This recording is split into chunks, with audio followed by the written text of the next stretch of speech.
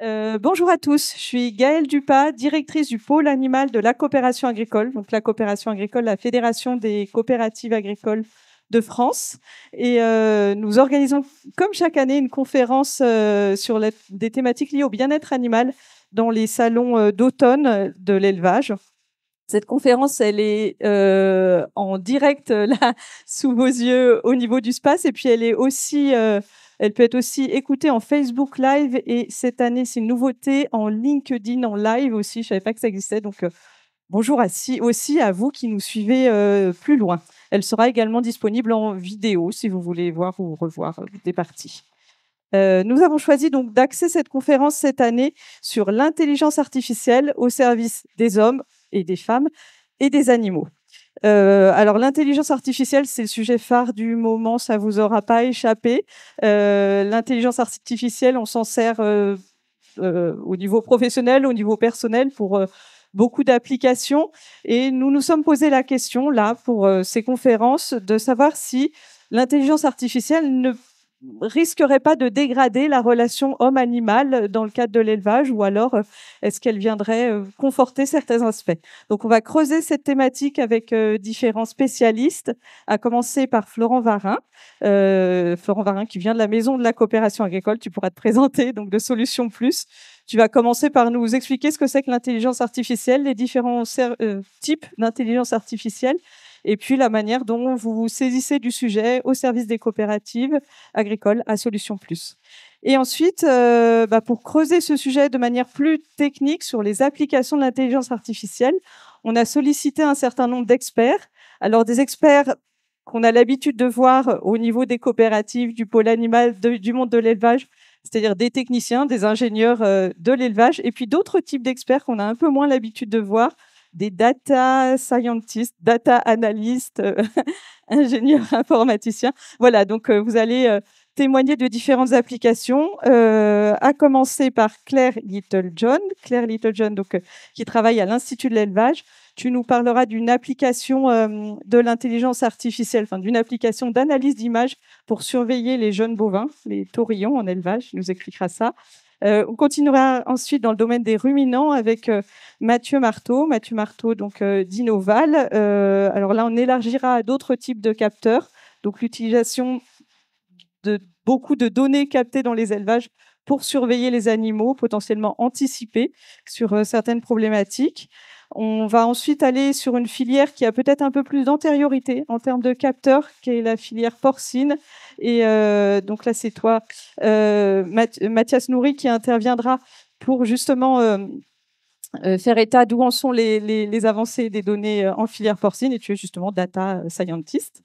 Et puis ensuite, alors là, on aura une intervention un peu plus visuelle avec la star du salon, en tout cas quand il passe dans les allées, tout le monde le remarque. Donc avec une application où potentiellement l'intelligence artificielle embarquée sur un robot pourrait remplacer l'homme pour certains usages. Et donc c'est le robot chien qui rentre les poules le soir, que vous allez nous présenter en binôme. Laetitia Domange, donc de la coopérative Maïsadour, et puis David Gavant, qui est cofondateur de la société Evotech. Voilà, vous allez nous présenter en binôme cette application. Alors, avant de rentrer dans les débats, je vais te laisser la parole, Olivier Philippe. Donc, Olivier Philippe, tu es, on appelle ça référent bien-être animal pour la filière bovine de la coopération agricole. Référent bien-être animal, ça veut dire que c'est toi qui suis les dossiers et qui nous aide à nous positionner sur tous les sujets relatifs au bien-être animal. Et t'es pas que ça, tu es aussi éleveur de bovins de Charolais. Donc, je te laisse te présenter et puis introduire la conférence. Merci. C'est vrai que la première fonction, déjà, c'est éleveur. Et au sein de la coopération, on a de la chance, c'est qu'on est multi-espèces et ça permet d'avoir un horizon assez développé là-dessus et de voir les problématiques dans chaque filière. Alors souvent, quand on parle d'élevage, on parle de tradition, de terroir. On parle pas souvent d'innovation. Pourtant, l'élevage dernièrement, avec la révolution numérique, point de vue innovation, a été submergé. On va parler de robots de traite, on va parler de machines à classer, on va parler de bouclage électronique. On peut encore parler d'automatisation dans les élevages de poules, de porcs.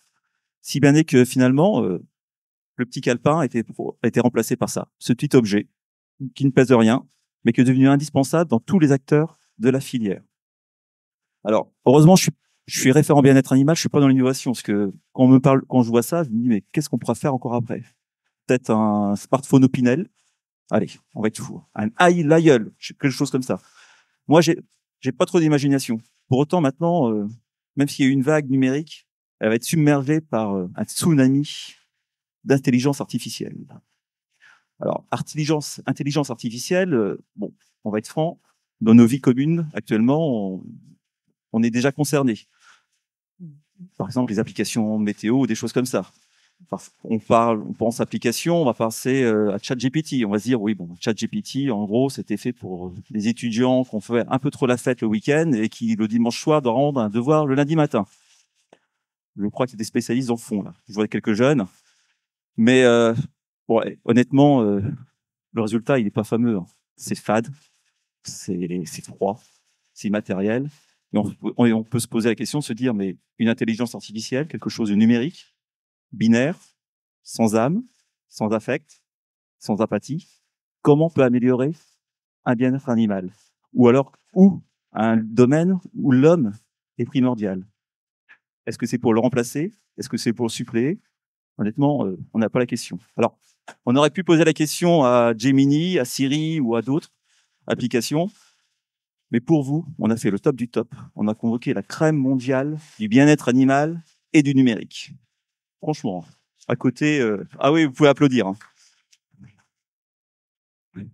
À côté, les Elon, les Mark ou les Bill Gates, c'est des joueurs de Ligue 2. Hein. Voire même des joueurs du Stade Rennais. C'est ce niveau-là. Oh non, non, non, non. Non ils ont à peine ils ont le niveau pour jouer à Rennes. Donc voilà. Mais ils sont bons. Ils sont même excellents. Mais ils vont être encore meilleurs grâce à vous. Parce que ces conférences-là, conférences animales, bah, c'est comme pour tout. Il faut qu'il y ait un échange, il faut qu'il y ait du dialogue. Et je compte sur vous pour être pertinent, pour poser des questions et surtout être curieux. Bon, Gaël, je pense qu'on a planté le décor, on a défini les rôles. Donc, je te laisse le rôle de maîtresse de cérémonie et j'ai l'honneur et l'immense plaisir de déclarer ouverte la 11e conférence du bien-être animal de la coopération agricole. Merci.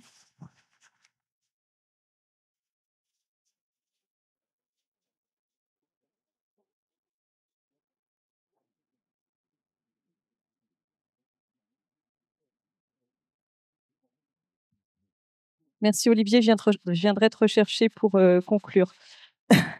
Donc, je vais laisser maintenant la parole à Florent Varin. Donc, Florent Varin, tu es directeur de Solutions Plus. Donc, Solutions Plus, c'est une structure qui vient en aide aux coopératives pour tous leurs besoins, alors que ce soit de la formation et puis des besoins de recherche technique, d'amélioration.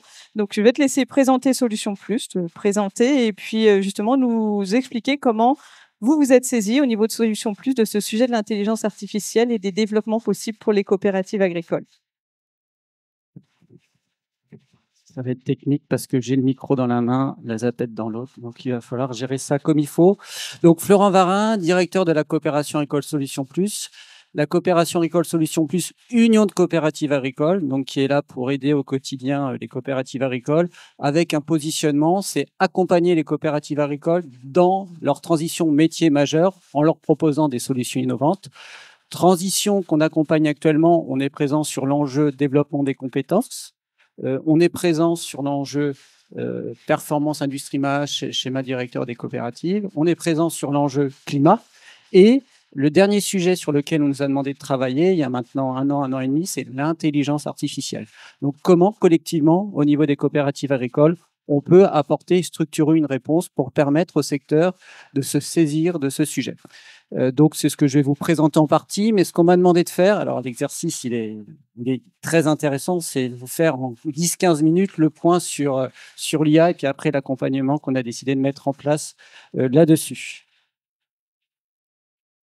Alors, si on parle d'IA, en fait, le papa, voire le grand-père de l'IA, c'est ce monsieur-là, Alan Turing, alors qui dit quelque chose dans les années 30 du siècle précédent, c'est ce qui est calculable peut être décomposé en un nombre infini d'étapes pouvant chacune être réalisées par une machine.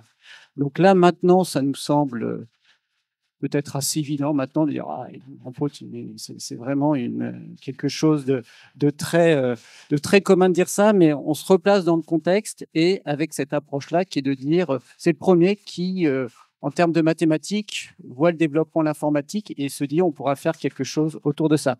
Donc souvent, quand on parle d'IA, on parle de concepts qui ont été développés il y a presque une centaine d'années, et on va voir en fait ces concepts-là. Eh bien là, ils sont en plein développement, mais pendant des années, en fait, il s'est pas passé grand-chose. Donc, si on regarde toujours en termes d'histoire ce qui s'est passé sur le siècle dernier sur l'IA, on commence en fait avec ces étudiants, plus que des étudiants quand même, qui se réunissent dans les années 50 à l'université de Dartmouth et qui travaillent sur le concept de perceptron. Donc le concept de perceptron, c'est les premiers outils mathématiques qui vont apporter ces réponses disant qu'on pourrait éventuellement effectivement modéliser un certain nombre de fonctions qu'on réalise par ailleurs. Alors, qu'est-ce qui se passe, par contre, pendant 40 ans? On n'a pas de puissance de calcul et on n'a pas de données. Donc, pas de puissance de calcul, pas de données. On va y revenir, hein, c'est le grand changement qu'on a actuellement. Ça fait qu'il ne se passe pas grand-chose, hormis dans des films de science-fiction. Donc, tout le monde a vu Star Trek dans les années 70 ou l'Odyssée de l'espace, ou là, et regardez ce qui se passe là maintenant. Voilà, ce qu'ils imaginaient, c'est qu'on pouvait parler à une intelligence artificielle qui pourrait interagir avec nous. Quand on revient un petit peu en arrière, voilà, c'est ces concepts qui étaient là dans des films des années 50 ou 60, mais sur lesquels on n'était pas présent. Donc là, on va avoir toute une période, pendant près de 30 ans, où il ne se passe pas grand-chose. Et là, certains doivent se souvenir de ça. On est en 1997. Garry Kasparov joue contre une machine aux échecs. Et là, 2 matchs. Donc Garry Kasparov, champion d'échecs, hein, dans les années 80-90. Et là, premier match, donc Garry Kasparov gagne son match contre la machine, Deep Blue. Et le deuxième, il le perd. Alors pourquoi il le perd et qu'est-ce qu'on a mis en face de lui? On a mis en face de lui une machine qui est capable de faire un nombre incommensurable de calculs à la seconde. À votre avis, ils en font combien? Il en fait combien de calculs à la seconde? Bon, je vais vous aider, 200 millions. Donc, vous voyez, c'est quand même pas mal, 200 millions. Et ce que l'on a fait là, ce qui est assez intéressant, c'est on est sur ce qu'on appelle des systèmes experts et qu'on va retrouver encore dans beaucoup des applications qu'on va vous présenter aujourd'hui, c'est-à-dire qu'on lui a fait avaler toutes les règles possibles, tous les coups possibles qu'on peut faire au niveau des échecs. Donc, ça veut dire que la machine, vous jouez une pièce et puis d'un seul coup, il fait des tas de calculs par rapport aux règles qu'on lui a apprises. Donc, ça, c'est les systèmes experts qu'on voit apparaître dans ces années-là et avec effectivement ce premier symbole à travers ce match-là. Pour certains qui ont suivi ça, là, on se rapproche vraiment, mais vous voyez, il y a quand même un saut de 20 ans. Deuxième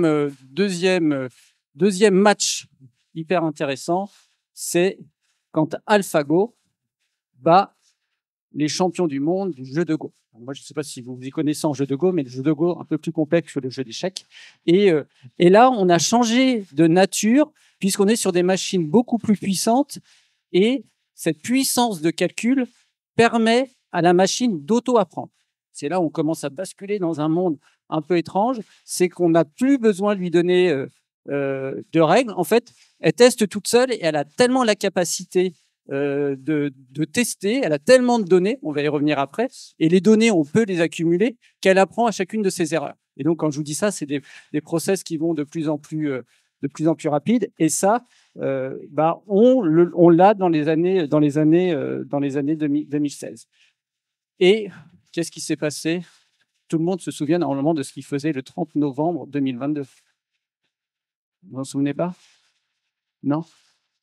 Eh bien, le 30 novembre 2022, ChatGPT apparaît dans nos vies.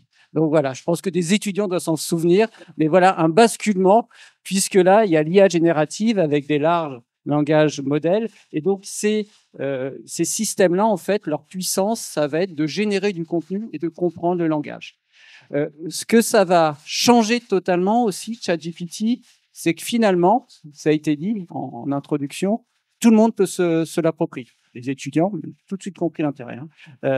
Et ce qui était avant réservé plutôt à des grands groupes, aller s'acheter les serveurs qui allaient bien, avoir les compétences en data scientist, etc. D'un seul coup, pour un abonnement 20 euros, 20 dollars par mois, et simplement en écrivant un prompt, on est capable d'interagir avec une IA. Et là, il y a quelque chose de magique. Et donc, c'est ce qui fait cette accélération qu'on a pu avoir dans un certain nombre d'entreprises. Et pour ça, effectivement, qu'on en parle beaucoup. Là, les démonstrations qui vous êtes faites sont possibles aussi parce qu'il y a cette démocratisation qui apparaît. Aujourd'hui, on est sur un vrai alignement des planètes. C'est pour ça qu'on est aussi ici. Aujourd'hui, on peut stocker des données de manière quasi gratuite. Là, j'ai un exemple que j'aime bien donner, c'est en 1960, donc le moment où on envoie un homme sur l'espace, en euros constants ou en dollars constants, stocker 1 giga de données. À votre avis, ça représente combien? Il fallait mettre combien sur la table? 1 giga de données. Je sais pas, ton téléphone, il doit faire 256 ou un truc comme ça. Ouais. Donc, 1 giga, ça représentait combien? Je vous donne la solution, 1 milliard. Donc, 256. Donc, dans les années 70, le stockage de données était quelque chose d'extrêmement cher et d'extrêmement compliqué à faire. Et c'était donné à des capacités qui étaient données à la NASA ou à quelques organismes de ce type-là. Des ordinateurs qui sont accessibles pour tous. Bon, là, je pense que c'est notre quotidien. On l'a vu aussi évoluer. On s'en rend pas forcément compte tous les jours, mais des puissances de calcul qui sont de plus en plus importantes. Et puis enfin, le dernier axe qui est assez important, c'est des modèles de mathématiques qu'on peut nourrir, qu'on peut améliorer avec de l'auto-apprentissage qui se fait aussi par des calculs de données qui sont possibles. Donc, il faut vraiment retenir ça, c'est la barrière des coûts complètement diminuée. La barrière technologique est en train de diminuer aussi, ce qui fait qu'on a ce déploiement actuel de l'IA. Alors, par contre, ce qui est important, et je pense que ça va être tout l'objet de la conférence, c'est des exemples qui vont nous être donnés, c'est que l'IA, le problème, c'est qu'on a tendance à le réduire actuellement à ça, c'est-à-dire à ChatGPT, au LMM, à la capacité de faire les devoirs, etc. Et là, les exemples qu'on va voir sont assez intéressants parce qu'on va voir que, alors ça peut être une interface assez intéressante pour aller interroger des modèles qu'on va mettre en place, mais l'IA, ce n'est pas que ça. Dans nos secteurs d'activité, l'IA, ça va être ça. Ça va être la révolution de l'IoT. Donc, on a vu là on verra tout à l'heure, mais on va voir dans les exemples que je vous donnez. Dans l'industrie, ce qui va se passer, ce qui est en train d'arriver, c'est la multiplication des capteurs et des capteurs connectés. Là, vous voyez, je ne vais pas commenter les données, mais vous voyez que le sujet, ça va être un sujet de connecter nos entreprises, nos process, etc., pour pouvoir les optimiser et d'aller capter de la donnée. On va revenir, alors c'est des sujets qu'on avait évoqués déjà il y a une dizaine ou une quinzaine d'années. On va revenir sur les sujets de la data, on en discutera aussi tout à l'heure. Mais le vrai sujet qu'on va avoir, c'est comment on va être capable de créer et de capter de la donnée. Ce qu'on va vous expliquer aujourd'hui, c'est pas de data, pas d'IA. Donc là, c'est aussi important à noter, c'est que tout ce qu'on va vous présenter s'appuiera sur le fait que vous allez avoir de la donnée de qualité que vous allez pouvoir construire.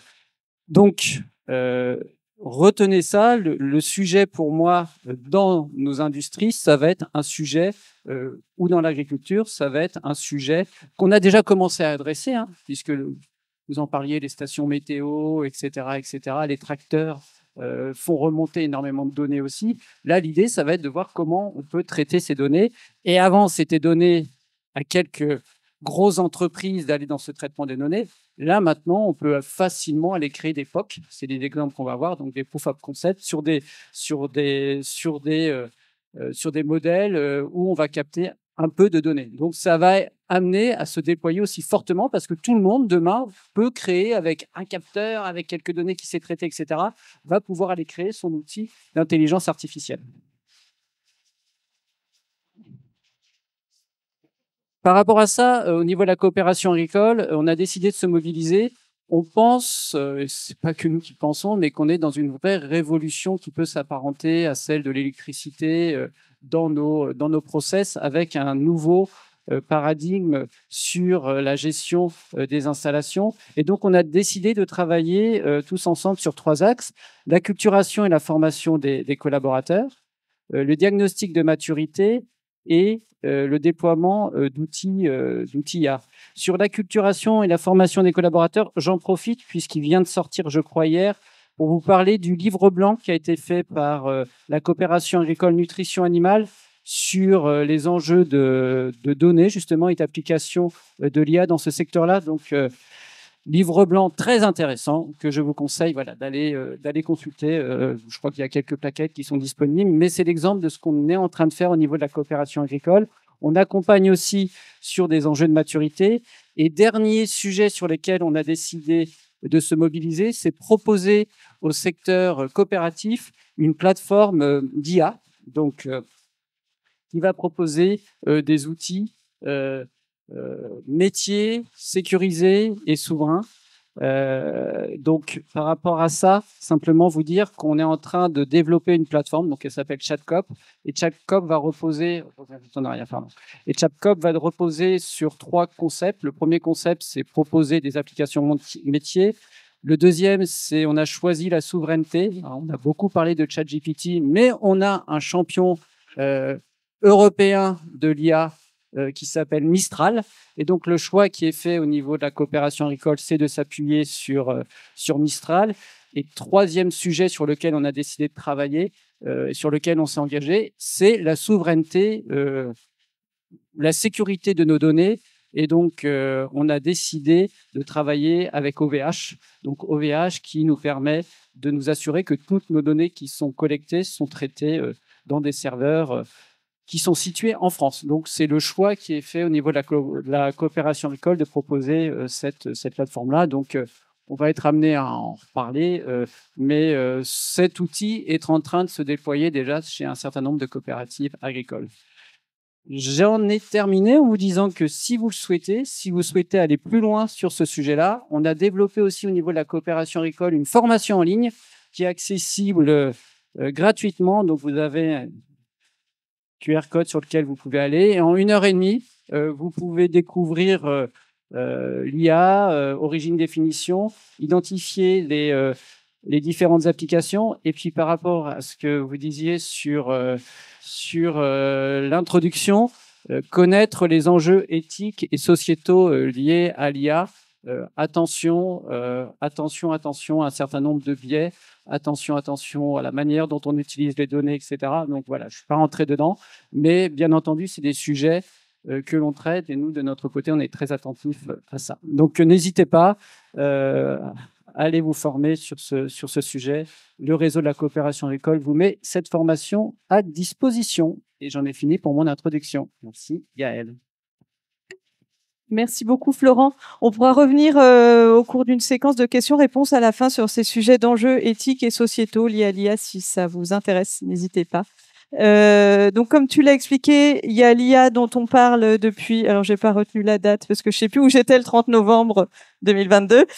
Donc, celle de ChatGPT, l'IA générative, mais en fait, il y avait l'IA avant et il y a l'IA après. Il y a l'IA du traitement des données et c'est celle dont on va surtout parler là. Donc, je vais commencer par me tourner vers toi, Claire Little-John. Donc, tu es chargée d'études bien-être des ruminants à IDEL. Et donc, tu vas nous parler d'un projet d'analyse d'images d'enregistrement sur des jeunes bovins pour évaluer leur comportement. Et donc, j'ai bien retenu ce que tu as dit, Florent. Tu as fait comme Alan Turing l'avait prédit, c'est-à-dire que tu t'es aidé d'une machine pour analyser les images et en déduire des informations de comportement animal. Je te laisse, je ne sais pas si tu veux te mettre debout ou rester assise. Les micros fonctionnent dans les deux cas. Ou sinon, il y a la zapette. OK.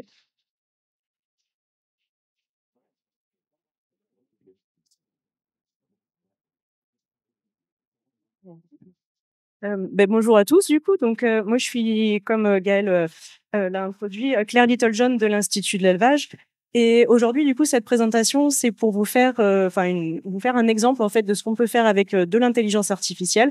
Et dans notre cas on s'est posé la question d'utiliser l'intelligence artificielle couplée à de la vidéo pour voir si on pouvait automatiser l'analyse de comportement. Et on s'est focalisé sur les taurillons en engraissement. Donc un tout petit peu de contexte sur comment s'est construit ce projet. Donc j'imagine que vous le savez, mais il y a toujours une croissance des attentes sociétales vis-à-vis du bien-être des animaux. Et donc du coup, il y a eu de mise en place dans la plupart des filières françaises des protocoles d'évaluation du bien-être animal qui ont été développés et qui sont aujourd'hui utilisés sur le terrain.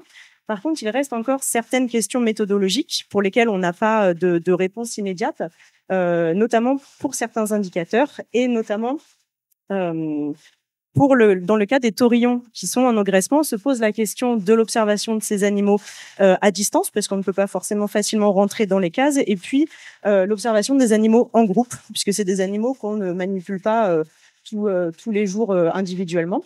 De par une autre question méthodologique qui se pose est l'utilisation des indicateurs comportementaux sur des temps courts, puisque l'analyse du comportement prend énormément de temps, ce qu'on ne peut pas se permettre de faire lors d'une évaluation de bien-être animal, qui n'est censée durer que quelques heures.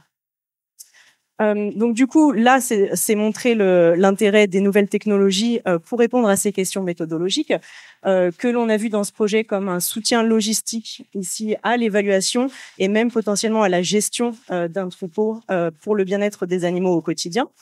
De par l'intérêt que ça peut amener par rapport aux compléments que l'on peut faire à travers des observations de l'homme, mais aussi pour effectivement, à travers cette observation continue dans le temps, finalement accéder à des indicateurs qui sont difficiles à évaluer en routine, puisqu'ils s'évaluent à l'échelle d'une journée sur un budget temps quotidien, journalier, et puis ce qui peut éventuellement amener à de la précocité de détection, donc qui irait forcément dans le sens du bien-être de nos animaux.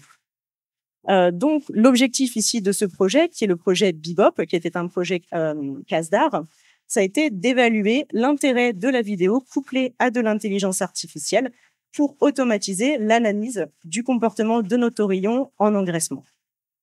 Et donc, il s'agissait d'une preuve de concept dans le cas de ce projet. Donc, du coup, cette vidéo couplée à de l'intelligence artificielle, donc il a fallu s'intéresser tout d'abord à qu'est-ce qu'on allait regarder à travers cette vidéo. Donc ici, le comportement. Pourquoi le comportement ? Parce que c'est un des premiers indicateurs de changement de l'état du bien-être de nos animaux. C'est l'indicateur qui va changer en premier quand il y a une valence dans notre état de bien-être. Par contre, c'est quelque chose qui reste encore difficile à mesurer, qui peut être très discret dans les changements de comportement. Et du coup, la vidéo ici nous permet d'assurer le suivi d'un lot sur du long terme, de façon continue. Et ce sont des capteurs qui sont relativement fixes et robustes, donc durables dans le temps. Pour pouvoir faire cela de façon automatisée, on est passé par l'utilisation d'un algorithme d'intelligence artificielle. Donc, on a utilisé du deep learning, ce qui va nous permettre de faire cette analyse de façon automatique. Et forcément, ici, l'idée, c'était de pouvoir éventuellement en tirer des indicateurs, donc vraiment des choses qui nous permettent de détecter précocement des anomalies. Donc, par exemple, ça va être des animaux qui vont mettre beaucoup trop de temps pour se coucher, qui vont rester couchés trop longtemps, qui vont peut-être être inconfortables, donc se lever, se recoucher, enfin, des indicateurs que l'on espérait pouvoir trouver à l'aide de cette analyse. Comment s'est passé le projet ? Donc, il a fallu obtenir de la donnée. Pour cela, on a équipé 2 sites. Le premier site était France Limousin Sélection. Le deuxième site était un site expérimental des établières, donc du Limousin, du Charolais. Nous avons installé des caméras qui permettaient de voir des cases d'engraissement de taurillons, avec une caméra permettant de voir 2 cases côte à côte.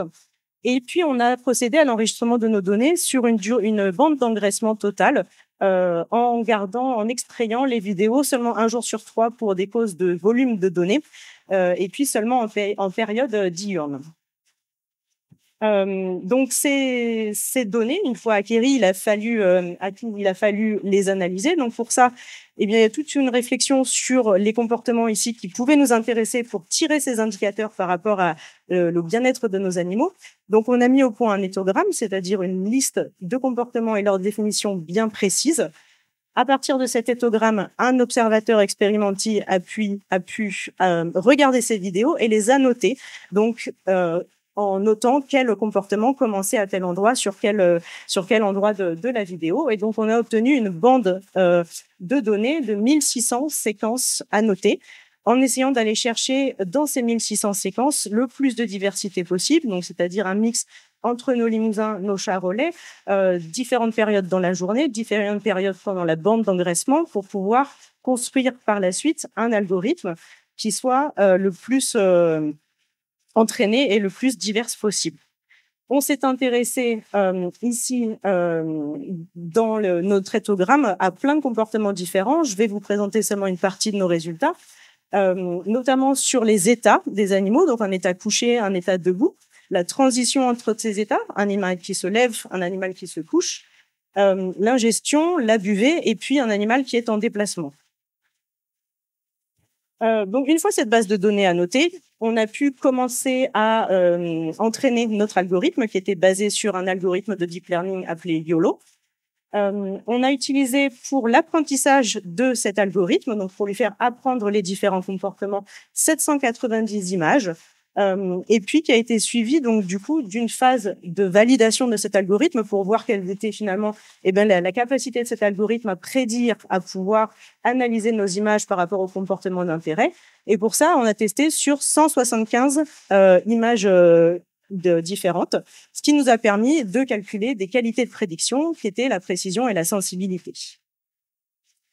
Pour nos résultats, donc à ce stade, je vous rappelle qu'ici c'était une preuve de concept. Donc on a une précision d'algorithme qui a été calculée à la fois moyenne par rapport à tous nos comportements et par comportement. Et donc au niveau de la précision, qui reflète ici la capacité de notre algorithme à pouvoir détecter le bon comportement et donc à ne pas le confondre avec un autre comportement, on a des précisions qui peuvent être très élevées, comme de l'ordre de 0,97%, 95%, pour notamment les états et le comportement d'ingestion. Par contre, on a des précisions qui sont un peu plus mixtes pour d'autres comportements, donc qui se révèlent être un peu plus complexes pour notre algorithme ici à percevoir. On est allé aussi donc calculer la sensibilité, c'est-à-dire la capacité de notre algorithme à détecter les comportements sans en manquer, donc sans passer à côté de ces mêmes comportements. Et là, on a une sensibilité qui est assez homogène, puisqu'elle tourne autour de 75-80% pour tous nos comportements et nos états d'intérêt. Ce qui nous fait une précision et une sensibilité moyenne de l'algorithme de 80% et 78%. Donc, du coup, tout ça, qu'est-ce qu'on en fait à l'heure d'aujourd'hui? On sait qu'on a plein de possibilités parce que cet algorithme, il va nous permettre d'automatiser l'analyse de notre comportement sur des durées beaucoup plus longues, c'est-à-dire on pourrait presque imaginer faire du 24-24. Et puis, ça va aussi, du fait de l'installation des caméras qui restent fixes au-dessus des cases de nos animaux, du coup, ne pas les perturber, puisque c'est un capteur qui reste là, les animaux s'y habituent, n'y font pas attention, donc le comportement de nos animaux n'est pas perturbé comme on pourrait avoir un changement lors de la présence d'un individu qui fait ses observations en direct. Par contre, forcément, il y a toujours des limites qui persistent, c'est une preuve de concept. Nous, on s'est aperçu pendant nos travaux du problème de la qualité des images captées avec les caméras installées. Forcément, vous pouvez voir sur l'exemple de la photo ici, il y a des problèmes potentiels d'ensoleillement avec des endroits de la case qui sont plus ou moins visibles. On peut aussi avoir des animaux qui se masquent les uns entre eux, avec un animal qui peut être debout ou couché devant un autre animal qui nous empêche d'apercevoir le comportement. Et la caméra étant fixe du fait de son installation, c'est pas comme un observateur qui est là en temps réel et qui peut se décaler pour essayer d'aller voir ce que l'animal est en train de faire. La caméra n'a pas cette possibilité. Par contre, on a plein d'idées, d'amélioration. Il y a plein de perspectives qui s'ouvrent à nous, ne serait-ce que par l'augmentation du volume de données, la diversité des comportements qu'on va pouvoir amener à cet algorithme pour continuer à l'améliorer et à le rendre plus divers. Il y a des nouvelles versions d'algorithmes de YOLO qui sortent régulièrement, qui peuvent aussi nous aider ici. Et puis, on va pouvoir, donc, au fur et à mesure, rajouter des comportements. Là, on n'a pas utilisé toutes les séquences annotées que l'on avait vues. On va pouvoir, du coup, de tout ça, essayer de créer, de tirer des indicateurs sur le bien-être de nos animaux. À partir de ces indicateurs, éventuellement, on pourrait obtenir des références et donc des niveaux d'alerte qui pourraient être utiles à nos éleveurs. Ce que peut donner une idée de référence, donc là, c'est des données qui sont issues de nos 2 sites sur lesquels nous avons installé des caméras. Donc, vous avez sur les abscisses, du coup, l'étendue d'une journée en heures, et puis les pourcentages des animaux qui sont engagés dans une posture ou une activité, donc de 0 à 100%. Et puis là, ce qu'on vous a montré, c'est les animaux qui sont en train de boire, d'ingérer, qui sont debout ou couchés. Et donc, rien que ça, et ben finalement, ça nous raconte des histoires. Ça peut nous permettre d'obtenir de créer de la référence. Ne serait-ce que, par exemple, si vous regardez le site 1, ici, alors je sais pas si vous voyez très bien la différence des couleurs vertes, mais le vert foncé, qui est le comportement d'ingestion, on voit que finalement, on a entre 10 et 25% de nos animaux tout au long de la journée qui sont en train d'ingérer. En comparaison, sur notre site 2, eh bien, on voit que ce comportement d'ingestion, donc toujours en vert foncé, eh bien, finalement, on a un pic de nos animaux, là, avec plus de 50% de nos animaux vers 9 heures qui vont aller manger tous ensemble. Eh bien, qu'est-ce que ça veut dire? Ça veut dire que sur nos 2 sites, finalement, on n'a pas le même comportement de nos animaux au sein de leur case. Sur le site 1, on va avoir des animaux qui vont plus avoir tendance à se relayer, à aller manger à l'auge les uns après les autres, alors qu'au site 2, eh ben, finalement, on a un comportement de synchronisation de nos groupes qui est plus important, avec à un moment donné, probablement ici le moment du repas, où on a plus de 50% des animaux finalement qui vont se nourrir.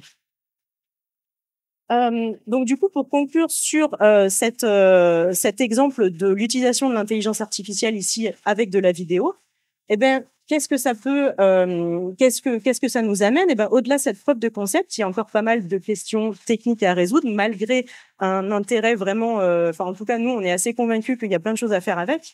Par contre, il reste des questions, effectivement, sur, par exemple, comment le rendre pratique, comment réduire le nombre de caméras, comment réfléchir le positionnement des caméras, est-ce qu'il faudrait peut-être des caméras mobiles?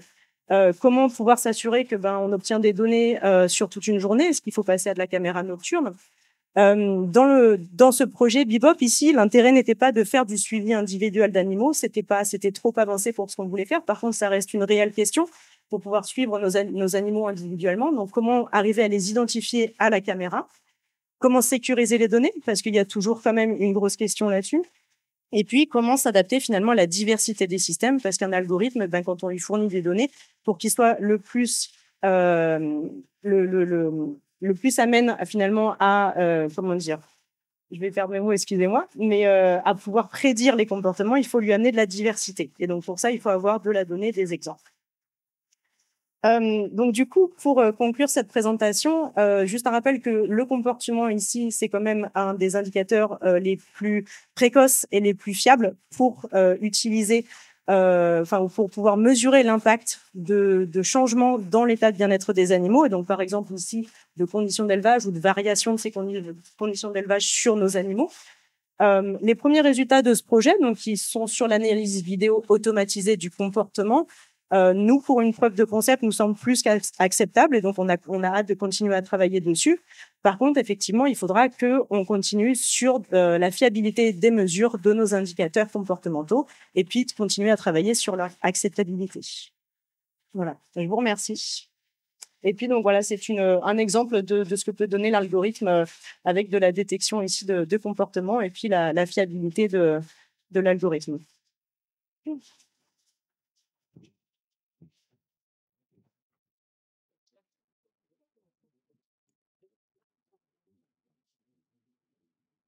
Merci beaucoup, Claire. Alors oui, visiblement, avec l'IA, on peut apprendre à automatiser la reconnaissance de comportement des animaux. Alors, donc toujours sur ce même domaine de la de l'analyse de données de capteurs. Alors, de davantage de capteurs, finalement, une caméra, on se l'était dit en préparant la réunion, une caméra, ça n'est qu'un capteur. Et on a d'autres types de capteurs qui peuvent exister dans les bâtiments, sur les animaux. Et c'est sur la valorisation des données de ces capteurs que vous vous êtes penché au niveau de la coopérative Innoval. Donc, Mathieu Marteau, vous êtes responsable, alors je le dis du coup, responsable domaine numérique et organisation au niveau d'Innoval. Est-ce que vous pouvez nous en dire plus sur le projet qui s'appelle, je crois, Monitoring 360 degrés ou NEO, justement sur ce sujet de la multiplicité des capteurs et de leur valorisation en ruminant? Oui, merci. Donc effectivement, on va parler donc de l'offre NEO qui est donc déployée aujourd'hui sur ce space et qui va être ouverte aux éleveurs de la coopérative.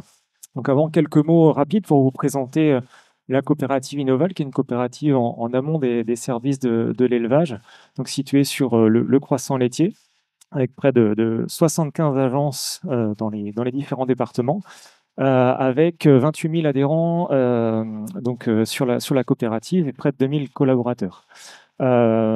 Important de parler de ces adhérents, puisque c'est avec nos élus et lors de la création de la coopérative Innoval que ce projet est né, de pouvoir valoriser les données issues de la reproduction, de la génétique, de ces métiers-là, mais aussi du conseil, du consulting et du sanitaire et de la santé. Et donc, ce que je vais vous présenter là, c'est effectivement une solution de monitoring qui couvre l'ensemble de ces thématiques. Donc, cette solution s'appelle NEO. NEO, et donc, elle se base sur un système de captation de la donnée. Florent le disait, c'est la base de l'intelligence artificielle, pouvoir structurer et organiser cette captation de données. Et NEO va couvrir un certain nombre de thématiques qu'on retrouve ici représentées sur ce schéma. Donc c'est vrai que on parlait tout à l'heure de technologie de deep learning. Donc c'est quelque chose qui existe depuis 10-15 ans sur le monitoring bovin au travers de capteurs embarqués par les animaux. Donc, on a cette solution-là dans NEO. Et aujourd'hui, on va compléter cette solution qui mesure des informations autour de la reproduction, de la santé, de l'alimentation. On va compléter cette solution avec d'autres capteurs pour pouvoir étendre finalement le pilotage à l'ensemble de l'exploitation et donc amener des indicateurs de pilotage aux éleveurs dans une interface de restitution. Donc, en termes de thématiques, on va retrouver ici schématisé au milieu du bâtiment des capteurs d'ambiance du bâtiment avec la mesure donnée de température, d'hygrométrie, notamment pour le stress thermique, qui a un impact important pour les vaches laitières. Et également deux capteurs qui vont mesurer la qualité de l'air, donc notamment la mesure de l'ammoniac et du CO2, qui ont un impact direct sur le bien-être animal, et qui joue également sur le confort, et qui dit confort dit défaut de confort, dit altération aussi de la production laitière. Et donc, ces capteurs permettent d'envoyer des alertes aux exploitants lorsqu'on dépasse un certain seuil pour pouvoir agir immédiatement. Donc, je reviendrai sur quelques exemples juste après. Et on a également un élément qui paraît essentiel, mais finalement qui n'est pas tellement piloté en élevage bovin jusque maintenant, c'est la consommation de l'eau, le suivi de l'abreuvement. Et donc, avec NEO, on a développé un système qui permet de mesurer précisément la consommation d'eau par le troupeau laitier, avec du coup une mesure sur l'ensemble des points d'eau du troupeau. On utilise également des modèles de prédiction et appuyés par l'intelligence artificielle pour le suivi des stocks fourragers, avec deux applications qui vont être déployées début 2026. La première, c'est celle qu'on voit en bas avec le champ de maïs. C'est un outil de prédiction de la date de récolte et de rendement sur la base de données météo, mais aussi de données renseignées sur le type de semis, les dates de semis et les types d'amendements qui ont été amenés sur la parcelle pour pouvoir prédire la date de récolte et la quantité de fourrage disponible in fine. Et une fois que ce fourrage est récolté, on a développé également un système de mesure automatisée. Là, il y a de l'imagerie, donc une mesure de la quantité de fourrage disponible dans un silo de maïs en silage qui permet à l'éleveur du coup d'anticiper ses besoins, d'anticiper la fin de la consommation du silo et de pouvoir ajuster la distribution au niveau de son troupeau. Et donc, au travers de cette représentation, il y a évidemment la partie capteur, mais il y a une autre partie qui est, parce que c'est la base, hein, c'est la source de la donnée, mais finalement, cette donnée, elle n'est pertinente que quand elle est valorisée. Et donc, la coopérative Innoval déploie également un service pour appuyer les éleveurs dans l'utilisation de ces données, et donc dans l'interprétation avec un service de conseil spécialisé du coup, au service des éleveurs.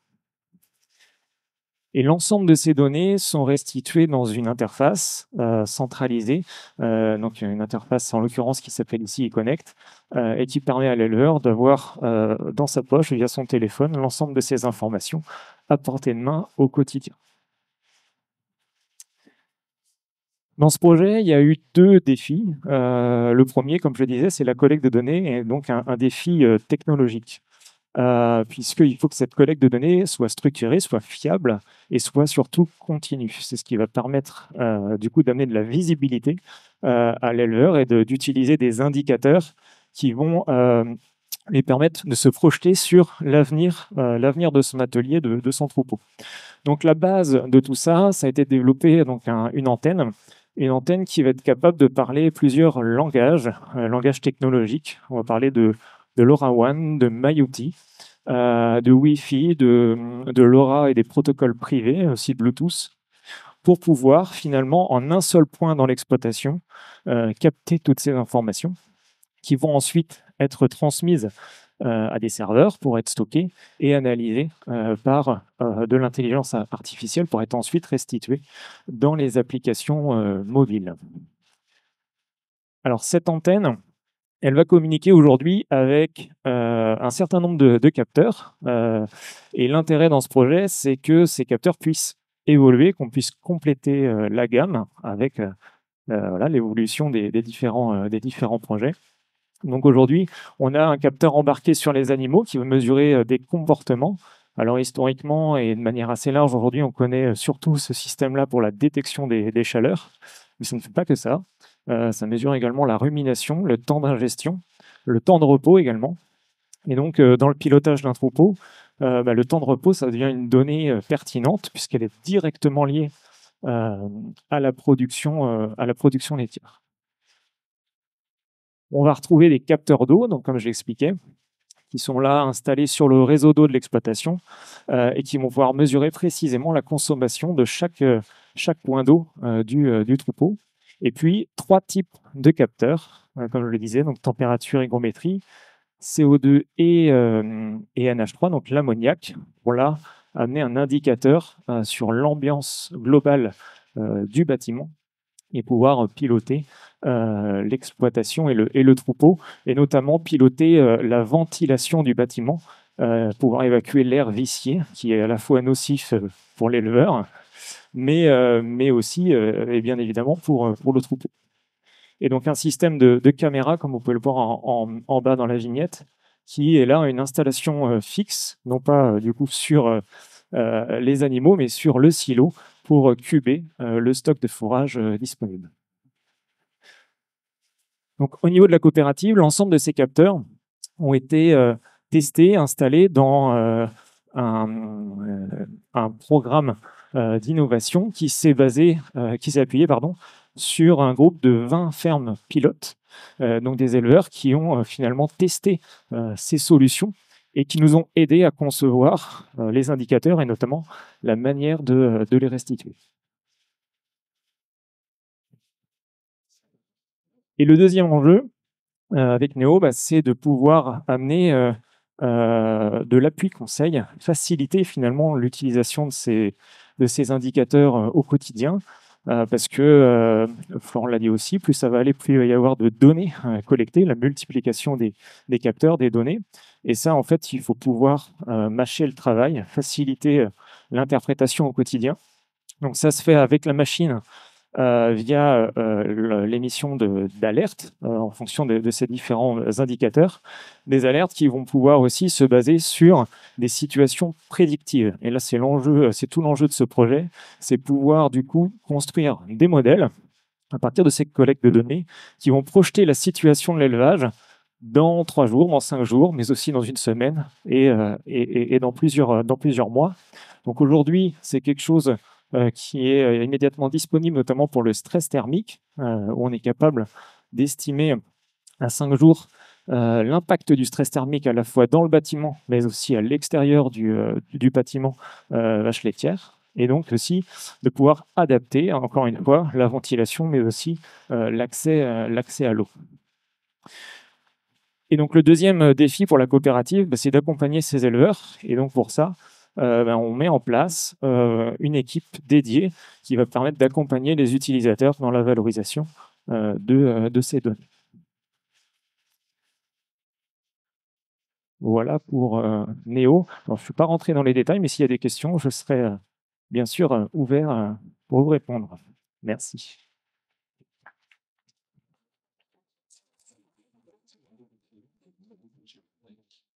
Merci Mathieu. Donc là, en fait, le projet, il a consisté dans 20 fermes à multiplier les capteurs. C'est un son un peu bizarre. Non, Je c'est me le tourne différemment. téléphone, je crois. Ah, ok. Donc, il a consisté à multiplier les capteurs, regarder les relations tout azimut, et puis ensuite, je ne sais pas trop me placer. Ensuite, aller voir ceux qui peuvent être éliminés, éventuellement, enfin, sélectionner ceux qui sont d'intérêt pour les éleveurs et pour la coopérative. Alors, justement, je vais me tourner vers le prochain intervenant, Mathias Nourri. Donc, vous, les données, c'est votre rayon, puisque vous êtes justement ingénieur en intelligence artificielle et traitement du signal à l'IFIP ou data scientist.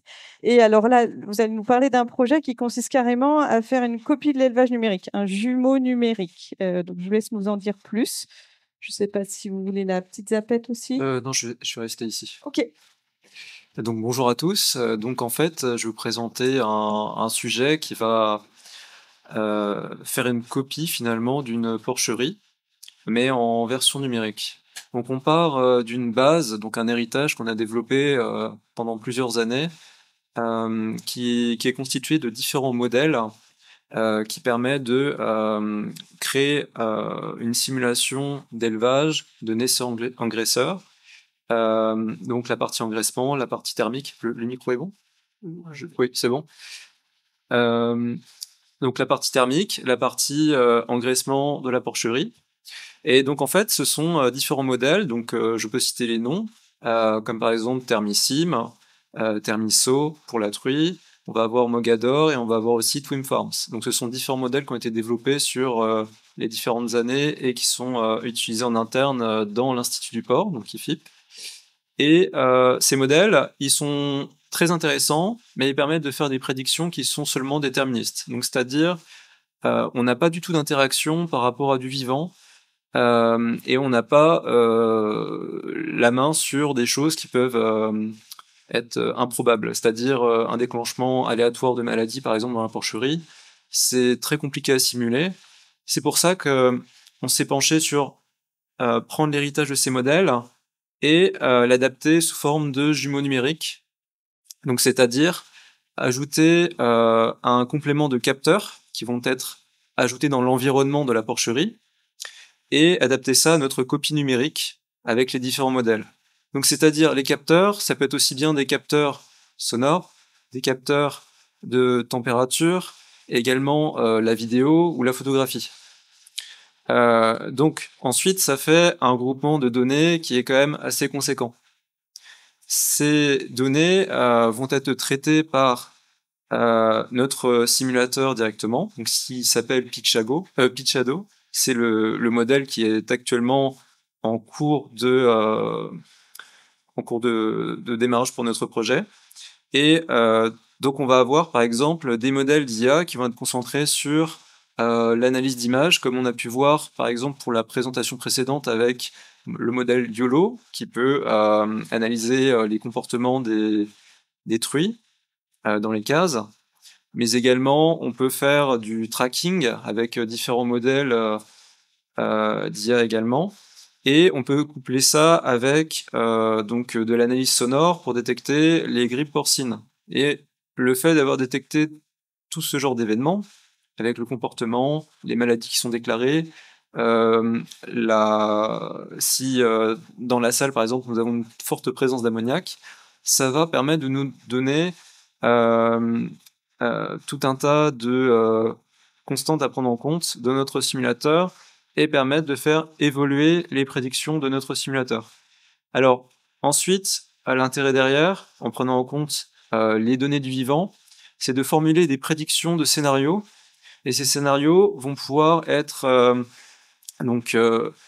choisis, parce que plusieurs scénarios seront prédits par l'éleveur, afin de pouvoir optimiser l'élevage porcin, donc du point de vue environnemental, du point de vue économique, et aussi du point de vue rendement de production de porc. Et donc, l'idée derrière est de ne pas laisser l'intelligence artificielle la main totalement sur ce type de solution, c'est de laisser à chaque fois l'éleveur le choix, laisser un libre arbitre finalement sur son exploitation. C'est un outil qui va permettre de faciliter l'analyse des données également. Parce que dans une porcherie, on va retrouver plein de capteurs et difficile pour un humain de tout interpréter, surtout dans une journée. C'est pour ça que l'outil machine et l'outil IA de manière générale va être une bonne solution pour complémenter ce type d'analyse. Aussi, au niveau du développement de ce projet pour PicShadow, actuellement, notre projet est vraiment en début de projet. On a commencé à rassembler les codes des différents modèles.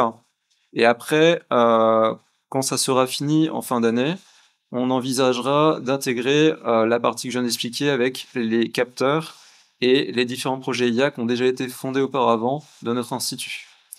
Donc notamment SoMove qui permet d'étudier justement les différents comportements des truies dans une case. Pour les finalités de ce projet, on pense le tester dans notre station expérimentale qui se situe à Romillet. Donc il va y avoir un aspect pratique de notre système PicShadow. Donc c'est-à-dire on a déjà nos capteurs qui sont déjà implantés dans l'élevage et on va se concentrer sur ensuite est-ce que c'est une solution qui va être exploitable et potentiellement appliquée à d'autres élevages. Donc on va pouvoir permettre avec ce principe développer un POC, donc une preuve de concept. Et ensuite, on verra en fonction des résultats qu'on aura obtenus sur cette phase d'expérimentation.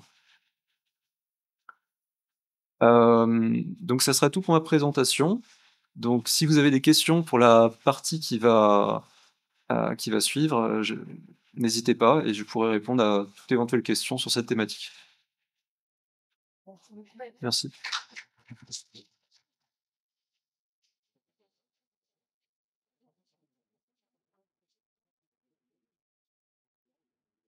C'est bon.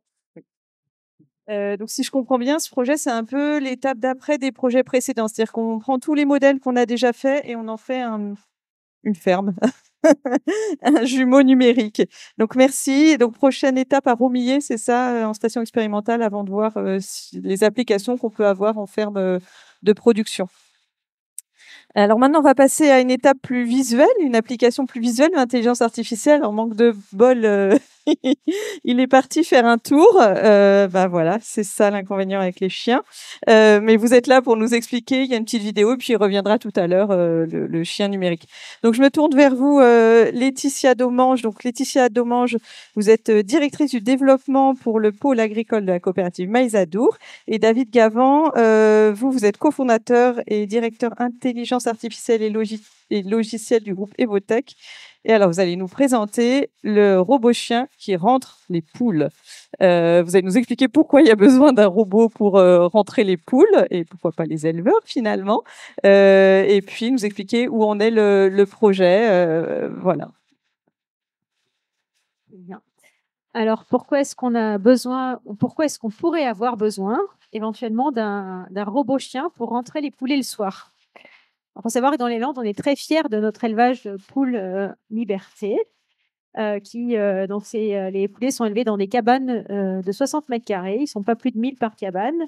Et l'éleveur, en général, pour les tout petits élevages, c'est 8 cabanes, donc vous n'aurez pas besoin du chien parce que c'est vite fait, mais ça peut être 15, 30 cabanes. Et donc, l'été, l'hiver, ça va plus vite, mais l'été, les éleveurs passent en moyenne, surtout sur des belles soirées d'été, vous savez, celles qu'on aime bien passer en terrasse avec les copains en train de profiter de la soirée, ils passent 1h30, 2 heures à courir après leurs poulets pour les faire rentrer. Et s'ils ne les rentrent pas, le lendemain, il y en a moins. Donc, c'est une tâche qui est hyper importante, qui est capitale pour eux, mais qui est hyper contraignante. Et voilà. Et moi, ça m'est venu comme ça. J'ai été invitée à un repas et l'éleveur a disparu pendant 1h30, 2 heures. Je trouvais ça pas très cool. Mais bon, j'ai compris que voilà, il faisait ça. Et donc là, l'idée, c'est j'ai rencontré Anthony, le frère de David, à une soirée. Il présentait son robot chien qui pour l'opération, la tâche qui est d'aider le démineur. Donc, tu nous expliqueras un petit peu plus tard à quoi ça sert. Et je lui ai demandé comme ça, de but en blanc, est-ce que ton chien, il rentre les poulets le soir? Comme c'est un Landais, comme il est curieux, il m'a répondu qu'il faut essayer. Donc, on s'est donné rendez-vous, on a essayé. Pour un éleveur, accepter d'avoir un robot chien qui vient sur l'élevage pour rentrer les poulets, c'était pas non plus gagné, mais on a quand même réussi. Et on a vu que le contact entre le robot et les animaux se passait bien et que le robot arrivait à faire rentrer les poulets. Alors, je sais pas si on vous montre la vidéo. C'est ça. C'est un peu démarré. J'ai rappuyé une fois. C'est ça. On n'a pas de son, mais donc ça, c'est le robot qui rentre en toute autonomie. Donc là, vous êtes dans un élevage, vous êtes chez Bernard Tosia, qui est administrateur chez Maïs Adour, et on rentre les poulets avec le robot chien. Donc on les pousse vers l'entrée des cabanes pour leur manifester, voilà, et puis on les poursuit pour les faire rentrer dans les cabanes. Hein. C'est sérieux comme affaire. Et vous allez voir qu'il y en a qui n'ont quand même pas envie de rentrer, et il va quand même s'en occuper. Et tout ça, c'est possible grâce à l'intelligence artificielle. Alors ici, ce qui est hyper cool dans le projet, c'est qu'en plus, on ne demande même pas de data. Hein. On va juste faire travailler l'intelligence artificielle. Tu vas nous expliquer comment. Alors moi, pour vous expliquer un peu comment on en est arrivé là, je vais rebondir sur l'introduction de Florent et vous reparler de Deep Blue. Donc Deep Blue, si vous avez suivi, c'est la première machine qui a battu le champion d'échecs, Kasparov. Alors, ce qu'il faut savoir, c'est que Deep Blue a joué le premier coup et a joué un coup que Kasparov n'a pas compris. Et il a dit, mais pourquoi c'était un coup qui était réputé mauvais à l'époque, en tout cas. Et donc, il n'a pas compris et il a buté sur ça toute la partie en disant, mais pourquoi la machine fait ça? Il y a une raison, forcément, c'est une machine, elle est intelligente, pourquoi elle a fait ça? Et lui a dit après en interview, bah, c'est pour ça que j'ai perdu, j'ai pas compris et je me suis en fait focus là-dessus alors qu'il n'y avait pas de logique. Et voilà. IBM, qui a développé Deep Blue, a dévoilé par la suite que c'était un bug. Que ce coup-là n'était pas prévu du tout et que la machine a fait ça. Alors pourquoi je vous raconte ça? Parce que la base de l'apprentissage, c'est l'erreur. On a tous, alors nous, on est des machines très performantes, donc on n'échoue pas tant que ça quand on est gamin, mais on échoue et on finit par apprendre. Les machines, elles ont besoin de beaucoup échouer, d'énormément échouer. Quand c'est un robot, le problème, c'est que quand elle échoue, elle se casse, il faut la redévelopper, ça a des coûts gigantesques. Ce qu'a apporté l'IA à ces robots-là, c'est qu'on a pu, dans des jumeaux numériques, comme l'a présenté mon compère juste avant, déployer des milliers de robots dans une simulation et faire des essais, et recommencer, et recommencer, et recommencer. Et en fait, ça permet de faire des erreurs qui n'ont pas de coût. Et en fait, en faisant des erreurs, et des fois, on a des erreurs heureuses, comme Deep Blue, et on trouve des solutions. Et c'est ça, l'IA. L'apprentissage par IA, c'est exactement ça. On lance des milliers d'itérations sur des ordinateurs, et on arrive finalement à avoir un modèle qui va marcher. Et du coup, ce robot-là est le fruit de milliers d'itérations dans une simulation.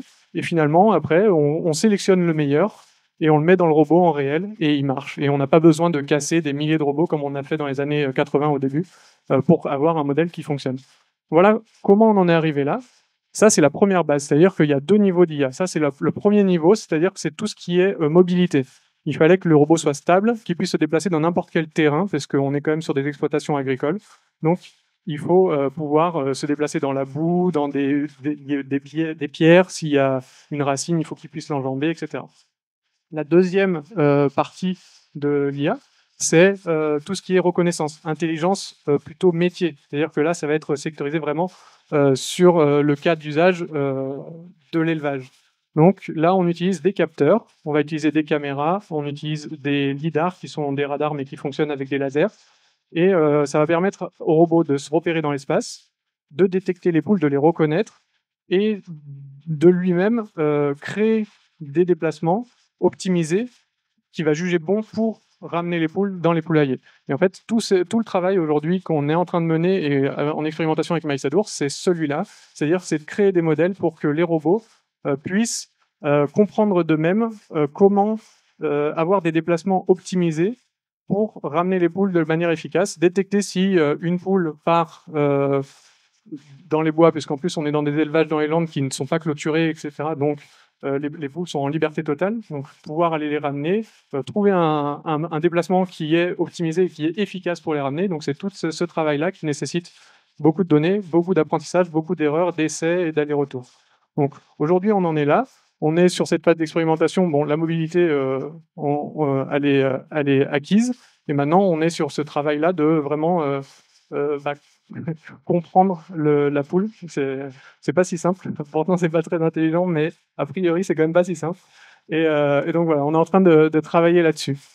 Là où j'aimerais aussi attirer l'attention, c'est que faire des erreurs et du coup permettre de faire beaucoup d'erreurs et donc beaucoup d'itérations. L'intelligence artificielle a besoin d'énormément d'essais pour être efficace. En fait, c'est pas très optimisé comme méthode, l'intelligence artificielle. Ça consomme énormément d'énergie, ça consomme énormément de ressources. Et donc, j'aimerais attirer quand même l'attention sur le fait que c'est important d'avoir un usage réfléchi de l'IA parce qu'il y a beaucoup de conséquences derrière qui sont souvent invisibles. Et avoir des cas d'usage comme ça qui aide en fait l'humain dans voilà, son travail qui ont des usages concrets et utiles, ça a un intérêt. Par contre, il y a quand même pas mal de dérives de l'IA qui, malheureusement, aujourd'hui, demander à faire un agent conversationnel de l'IA pour tout et n'importe quoi, ça a des coûts en fait énergétiques qui sont très importants. Donc nous, chez Evotech, on a à cœur d'avoir une innovation qui a du sens. Et là, avec ce projet avec Maïsadour, on retrouve du sens. Donc voilà, j'aimerais juste attirer l'attention sur ces sujets.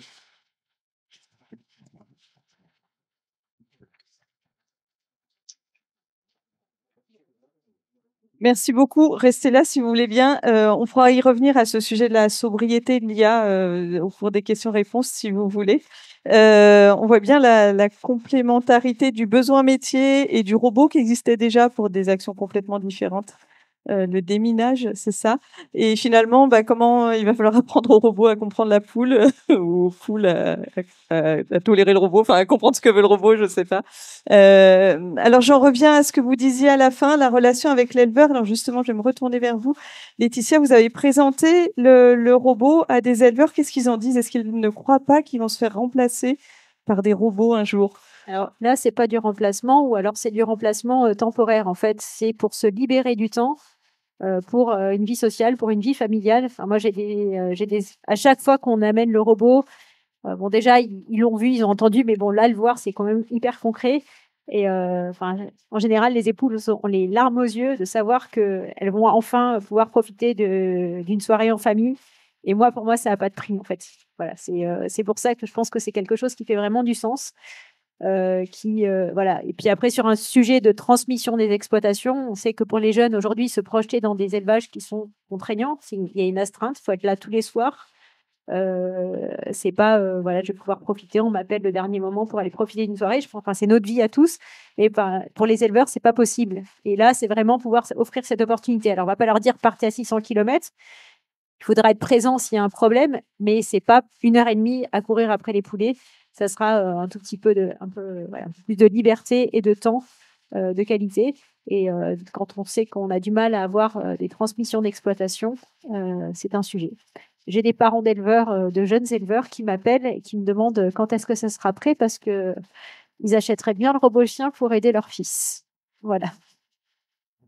Merci, c'est un beau témoignage. Enfin, on voit bien que du coup, le robot remplace l'éleveur pour les tâches récurrentes, mais c'est pas un remplacement pour moi, c'est une Vient ton aide. assistance. Et c'est là que ça prend du sens en fait. C'est une assistance qui pourront pas se payer. Enfin voilà, trouver quelqu'un qui va aller faire du coucher du soleil tous les soirs parce que ça change tous les jours, c'est quand même une astreinte. Alors une fois de temps en temps, on peut demander à un vieux copain du village, mais les vieux copains du village, il y en a de moins en moins. Et donc voilà quoi. Ok, merci beaucoup. Donc j'ai un peu la même question pour d'autres intervenants. Claire, je vais me retourner vers toi avec le même type de question. Finalement, si on n'a plus besoin d'aller entre les box, dans les tables pour observer les taurillons, est-ce que c'est pas aussi la relation homme-animal qu'on va dégrader en utilisant des algorithmes pour observer les animaux? Est-ce que vous avez réfléchi à ça au niveau d'IDEL ou quel est ton avis? Oui, forcément, parce que c'est effectivement une dérive de l'utilisation de l'intelligence artificielle auquel on pense. Je rejoins du coup la réponse précédente. L'intelligence artificielle, et donc nous pour notre exemple couplé à la vidéo, c'est vraiment à considérer comme un outil, quelque chose de complémentaire, quelque chose qui remplacera jamais l'éleveur. Et donc du coup, il faut pas du tout que ça remplace les visites de l'éleveur à ses animaux. Ça vient ici vraiment comme quelque chose qui peut lui apporter des connaissances complémentaires ou des connaissances, lui permettre de faire gagner du temps et dans la compréhension de ces animaux, mais qui remplacera pas lui son rapport à ces animaux. Et ne serait-ce que pour une matière de sécurité de l'éleveur avec ses animaux, il faut qu'il y ait un contact avec ces animaux, il faut qu'il y ait une connaissance entre lui et ses animaux de par la sécurité, ne serait-ce que de faire les manipuler, de faire la contention, ce genre de choses. Ça, l'intelligence artificielle ne remplacera jamais. C'est vraiment à considérer comme un outil qui peut permettre d'amener des connaissances complémentaires. En fait, deux nouvelles informations pour piloter l'élevage, mais ça Exactement. reste l'éleveur qui décide, c'est ça? Oui. Et du coup, quand on a encore plus de capteurs, Mathieu, quand on a encore plus de capteurs, quel peut être le rôle de l'éleveur? Il n'y en a plus besoin. Ben, si, parce que les capteurs, en fait, ils captent de l'information, ils amènent de l'information supplémentaire à l'éleveur, mais ils vont pas décider ni agir à la place de l'éleveur. Donc, c'est vraiment un outil d'aide à la décision qui va permettre de prendre des décisions sur des informations qui sont objectives, qui sont mesurées.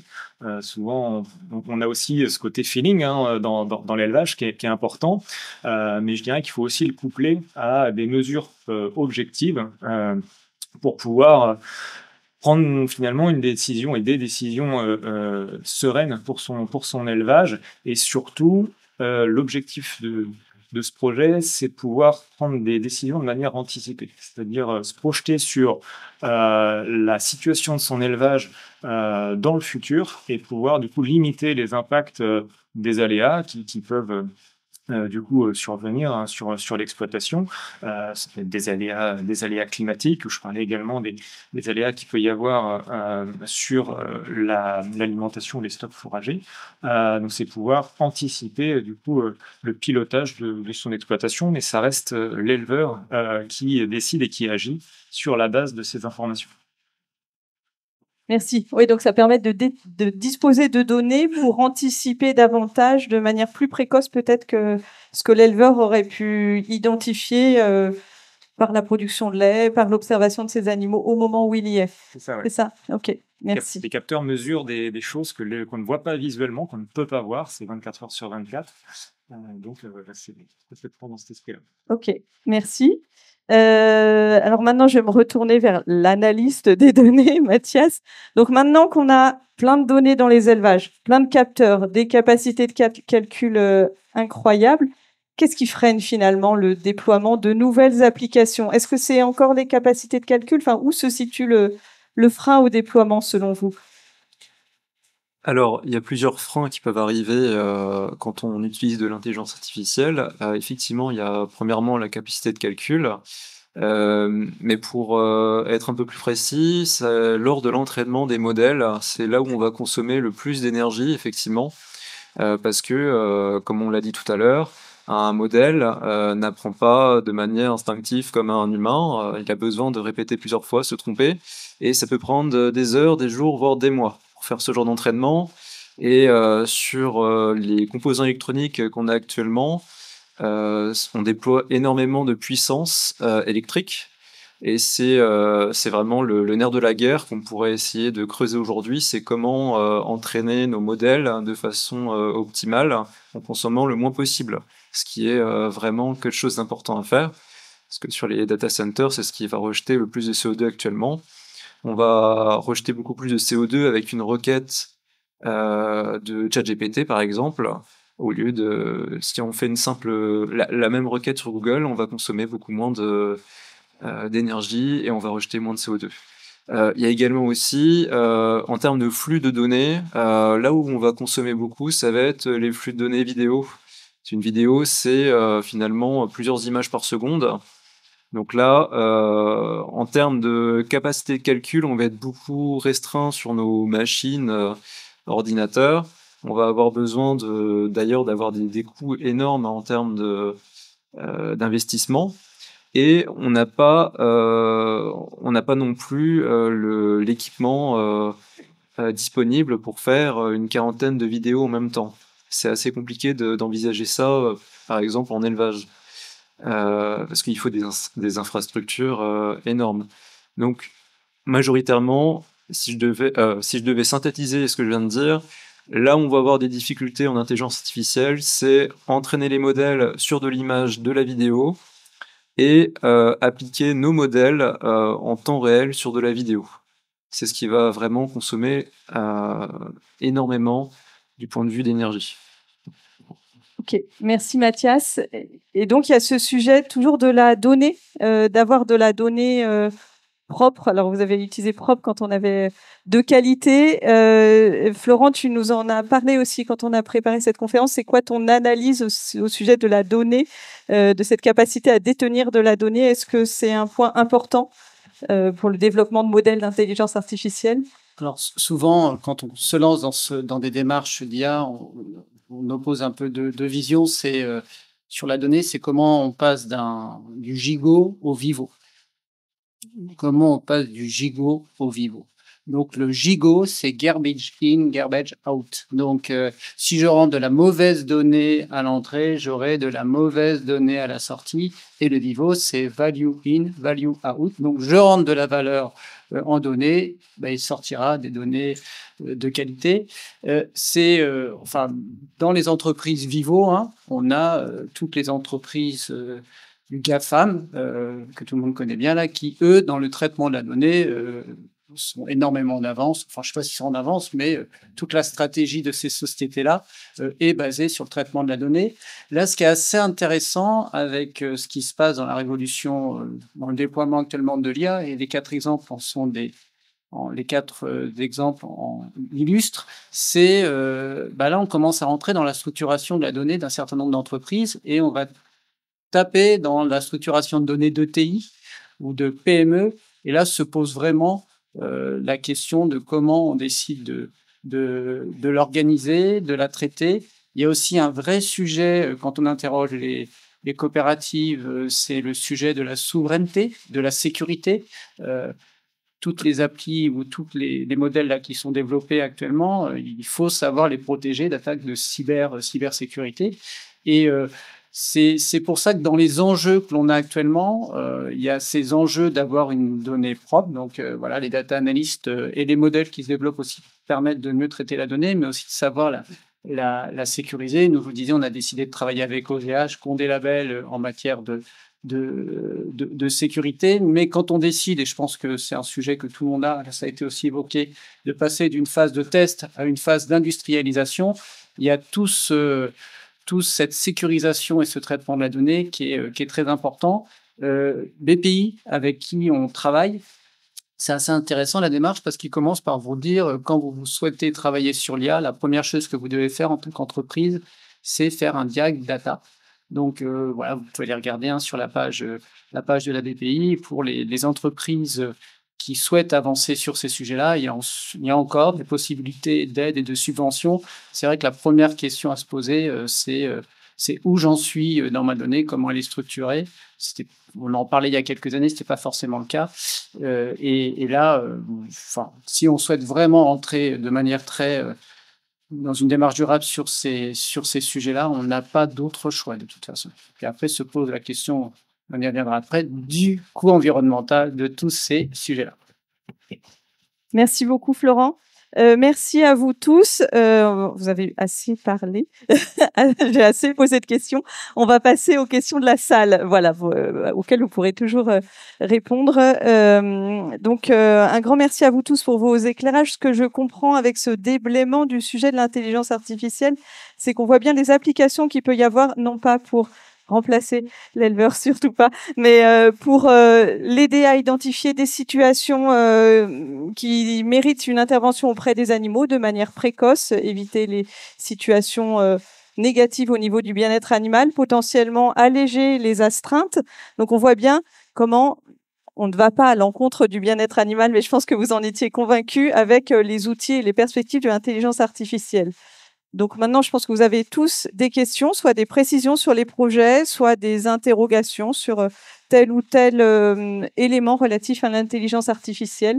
Voilà, n'hésitez pas à poser vos questions. On a des micros. Je peux vous passer mon micro. La première est la plus dure.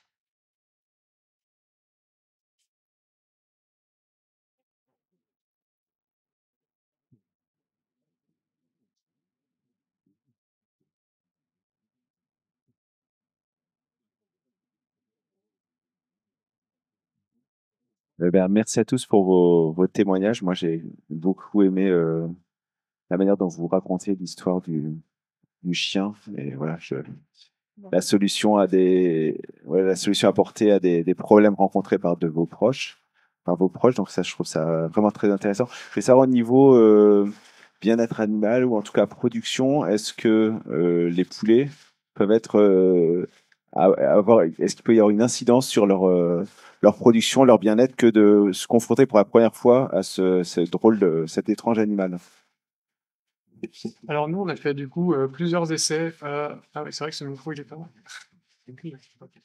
Merci. Oui, donc je disais, on a fait plusieurs essais dans des élevages. Ce qu'on a pu observer pour l'instant, c'est que les poulets, suivant leur stade, plutôt juvénile ou plutôt adolescents, parce que ils sont voilà. Au début, ils en ont un peu, ils le craignent, donc c'est l'efficacité est pour le coup bien là parce que ils ont peur de la machine et donc ils vont facilement s'en écarter. Par contre, on n'a pas observé, alors on n'a pas non plus mis des capteurs sur les poulets, mais de stress particulier par rapport à un éleveur qui rentre les poules avec son chien. Ce qu'on a vu par contre, c'est qu'à un stade de maturité plus avancé, ils ont presque plus rien à faire déjà. C'est qu'ils s'habituent très très vite aux robots et qu'après il faut limite leur marcher dessus pour commencer à ce qu'ils veuillent bien se déplacer. Donc a priori, ouais. C'était des poulets qui auraient déjà dû partir, qui étaient restés un peu trop longtemps en élevage. Donc niveau stress, ça avait l'air d'aller sur la.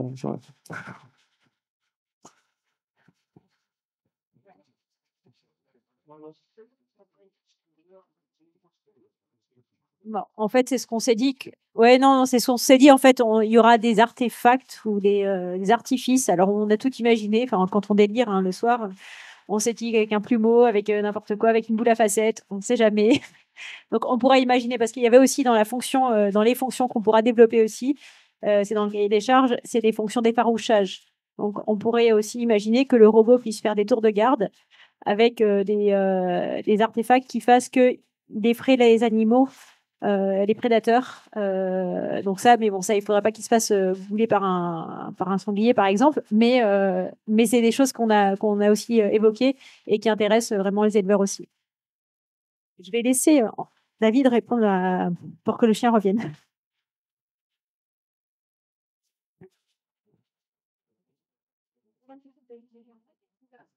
Le chien ne revient que si David répond à la question. Donc, merci pour ces réponses. Je vous laisse la parole pour d'autres questions.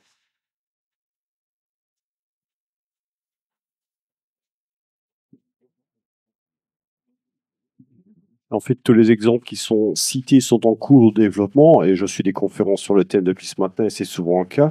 Mais y a-t-il des projets aboutis? Où en est-on concrètement à l'heure actuelle?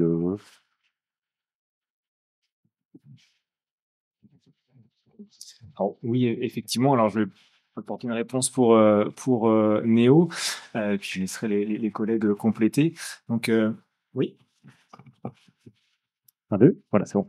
Donc effectivement, donc c'est un projet de longue date qui a démarré il y a déjà 2 ans. Donc on a déjà des capteurs qui sont éprouvés, utilisés depuis 2 ans dans des élevages et des fermes pilotes.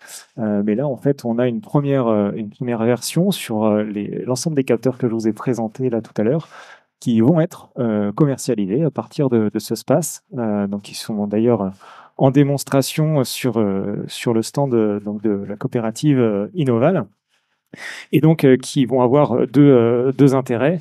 Le premier, c'est évidemment amener de l'information aux éleveurs directement, donc sur leur smartphone. Mais le deuxième intérêt pour la coopérative, c'est aussi de transformer le métier du conseil, du consulting, et donc de faire évoluer aussi les pratiques de nos conseillers, de nos consultants, en se basant sur ces données, ces nouvelles données disponibles et collectées. Donc là, pour ce qui concerne Neo, c'est une solution qui est commercialisée et qui va l'être là dans les prochains jours. Et donc on va démarrer d'ailleurs par les Côtes d'Armor avant de déployer début janvier sur l'ensemble des départements de la coopérative. Voilà, je ne sais pas s'il y a des collègues qui veulent compléter. Du coup, nous, par rapport au projet que j'ai présenté sur l'analyse d'image, donc c'était une preuve de concept, donc on n'en est pas du tout au stade de la commercialisation. Par contre, il y a eu des projets un peu similaires utilisant du deep learning qui sont aujourd'hui au stade de la commercialisation, notamment au niveau de la vérification du bon étourdissement des animaux à l'abattage. Donc ça, c'est des choses qui ont avancé, notamment en port où c'est commercialisé. Après, ça dépend des projets. Et pour celui que j'ai présenté aujourd'hui, on est en train de réfléchir aux suites, mais on n'en est pas à la commercialisation. Nous, c'est un projet qui est court. Donc, d'ici la fin de l'année, ça devrait fonctionner et donc commercialiser aussi en 2023, tout début 2026. La question qui me vient, c'est un bijou de technologie, comme on va le revoir tout à l'heure. C'est accessible financièrement pour un éleveur? On s'est engagé à ce que ce soit moins de 10 000 euros. L'idée, c'est d'aller au plus bas pour que ce soit accessible au maximum. Il y a des éleveurs qui sont projetés, qui ont dit que c'était pour eux, ils évaluaient que c'était rentable. Après, il y a un équipement à faire au niveau des cabanes. Alors, on peut le faire en high-tech, comme le proposerait. Voilà. Moi, je suis partie, j'ai dit, il y aura aussi une solution low-tech avec les références mano-mano et de quoi faire. Il faut, si on veut que ce soit adopté, il faut que ça soit pragmatique, pratique et accessible. Merci. D'autres questions?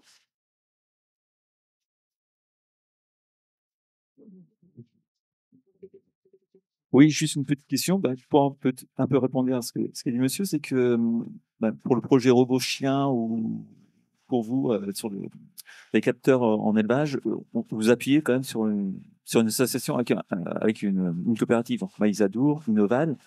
Et la question, c'est plus pour toi, Mathieu, c'est que donc, tu fais des simulations de porcherie, mais à un moment ou à un autre, il va peut-être falloir la construire, cette porcherie, pour savoir si le logiciel, si l'IA répond bien. Est-ce que derrière, tu as un partenariat? Est-ce que tu penses pouvoir y arriver ou pour l'instant, c'est un appel à projet? Pour l'instant, pour le simulateur, on se base sur Donc en fait, on a une station expérimentale qui est située à Romillet, qui appartient... Ah oui, mince. Ok. Pas de souci. Alors, on a une station expérimentale qui se situe à Romillet, donc qui appartient à l'Institut du Port. Et pour l'instant, l'objectif de notre projet, pour notre POC en tout cas, c'est de reproduire ce qu'on a physiquement à Roumier, dans notre élevage expérimental, en version copie numérique. Ah, on a la star qui vient d'arriver. Donc effectivement, on se base bien sur un exemple concret.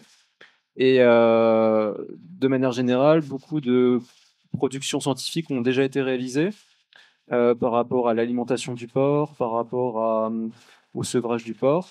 Et on se base beaucoup sur nos publications également. Donc on peut également l'adapter de manière générale à d'autres éleveurs. Ça va être surtout l'aspect bâtiment par rapport au nombre de salles et par rapport à la mise en bande, où là, effectivement, il y aura une adaptation à faire.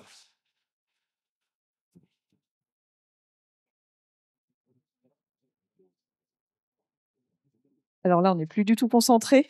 C'est le moment. Enfin, si vous voulez peut-être faire évoluer le chien pour qu'on voit. Alors là, c'est pas forcément révélateur parce qu'il est sur du plat ses qualités, c'est justement de pouvoir évoluer sur d'autres sols que le plat. Mais bon, au moins, ça permet d'avoir une idée.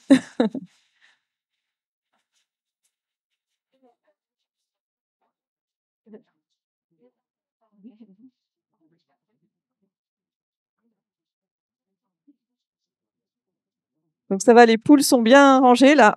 Il a pas grand-chose à faire.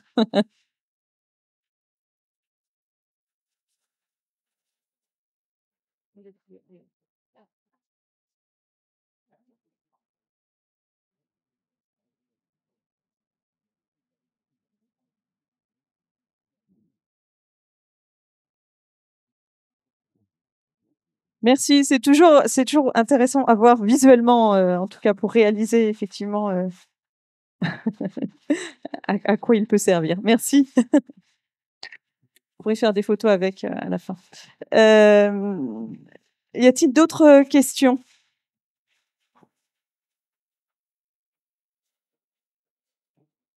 Écoutez, si vous considérez qu'on a fait le tour, enfin, moi, on a un peu effleuré à chaque fois le sujet de l'environnement, de l'impact carbone. C'est Florent ou je sais pas, Mathias, quelles sont les perspectives de progrès sur le sujet? Est-ce que c'est vraiment un sujet sur lequel vous travaillez ou est-ce que bah tant pis, de toute façon il y a l'uranium ou je ne sais quoi et puis on fait rien sans rien? Alors, moi, je pense que quand on travaille sur ces sujets-là, ça a été évoqué, qu'on est dans le domaine de l'agriculture, donc confronté au dérèglement climatique, c'est un sujet qui doit forcément nous préoccuper. Enfin, pour notre part, là, dans l'outil qu'on est en train de développer, ça a été dit, hein, c'est des questions qu'on se pose. Alors, ce qui est assez intéressant pour nous, c'est alors Solution Plus, hein, je vous l'ai dit, on accompagne aussi les coopératives agricoles sur sur l'enjeu climat. Donc, nous, c'était évident d'aller poser ces questions-là. Et donc, pour ceux qui font du bilan carbone, hein, le fameux Scope 3 concerne toutes les prestations extérieures que vous pouvez acheter. Et nous, bah, il se trouve, comme un certain nombre de gens autour de cette table, qu'un enjeu fort, c'est le Scope 3 autour de l'informatique et de l'achat de prestations informatiques. Donc, à partir du moment où vous vous intéressez à ça, bah, vous allez poser la question aux sociétés avec lesquelles on travaille et nous, on s'aperçoit que, alors on fait une veille assez active sur ce sujet-là, mais qu'en face, on n'a pas forcément beaucoup de réponses actuellement sur ce sujet-là. Alors avec quelques quand même signaux d'alerte, nous, un peu partout. Donc si vous suivez l'actualité, là, vous voyez que alors, les grands du numérique ne parlent plus beaucoup de leur bilan carbone.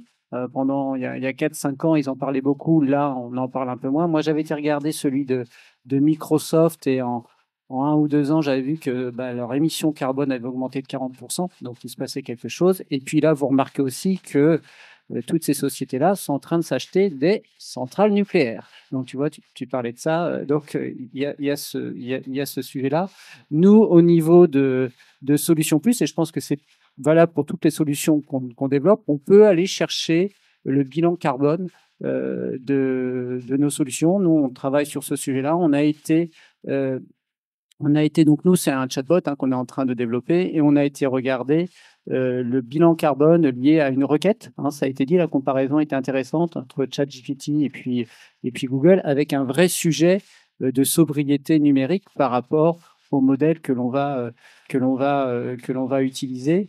Ce qui est aussi intéressant pour nous, c'est qu'on a choisi de travailler avec Mistral. Et Mistral, pour ceux qui suivent l'actualité, a été une des premières sociétés à diffuser une sorte d'ACV sur combien a coûté d'un point de vue environnemental l'entraînement de ce modèle. Donc ça, c'était assez intéressant.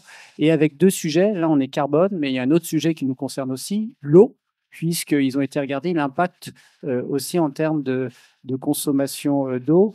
Et de notre côté, j'en aurais terminé, notre objectif, des référentiels sont en train d'apparaître sur le marché, c'est de faire certifier la solution qu'on va sortir avec un référentiel de sobriété numérique. Et là, c'est aussi intéressant parce que on est en train de travailler avec la société. Pour ceux qui prennent souvent le train, si vous allez sur le site de la SNCF, vous allez voir, comme ça que l'idée est venue, des fois on parle, qu'il y a une société qui a certifié la sobriété numérique du site de la SNCF. Donc, on a contacté cette société-là pour dire on souhaiterait nous faire certifier notre outil d'IA générative. Et c'est nouveau pour eux, en fait. Donc, c'est assez intéressant. Mais ce sujet-là, enfin, moi, je pense, dans tout ce qu'on fait, dans tous nos métiers, on ne peut pas l'éviter. Et il y a une vraie responsabilité à regarder ça. Avec, de notre côté, quand même, en France, une particularité, nous, c'est les choix qu'on a faits, mais on est quand même sur une énergie qui est fortement décarbonée au vu du mix énergétique qu'on peut avoir. Donc ça aussi, c'est un impact important. Mais voilà, tous autour là, de la table, dans tout ce qu'on est amené à faire et aussi dans les phases d'industrialisation, c'est une question clé qu'il faut se poser, de connaître le poids carbone de ce qu'on est amené à utiliser.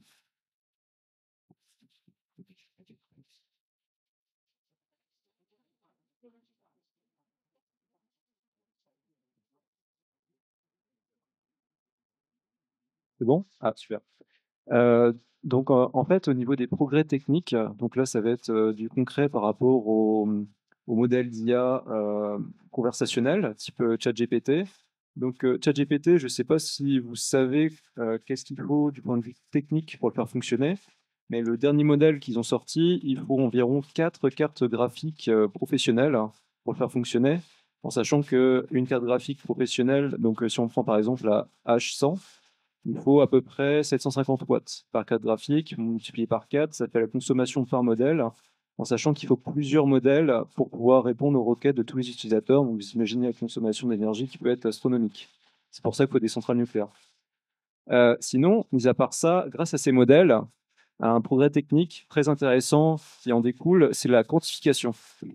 On a réussi à partir de gros modèles, de quantifier, donc c'est-à-dire de réduire finalement la taille du modèle pour avoir des versions beaucoup plus petites, et on appelle ça des technologies edge, et ça permet justement d'avoir des IA conversationnelles qui peuvent fonctionner sur du matériel public, donc des cartes graphiques qu'on peut acheter chez Matériel.net ou un autre revendeur de matériel par exemple, ou même les ordinateurs qu'on peut trouver dans n'importe quel magasin, pour les ordinateurs qui sont plus type gaming par exemple.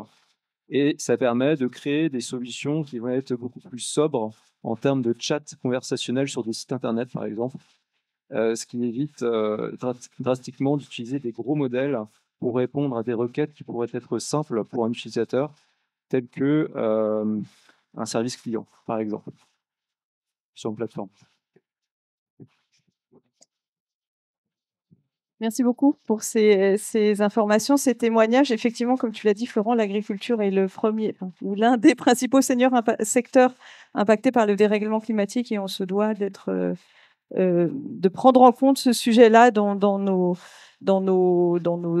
travaux, dans nos innovations. Et puis, vous l'avez dit aussi, David, l'IA, OK, mais pas pour n'importe quoi. Il y a pour des applications qui ont du sens. Et ça, c'en est une, justement, une application qui a du sens.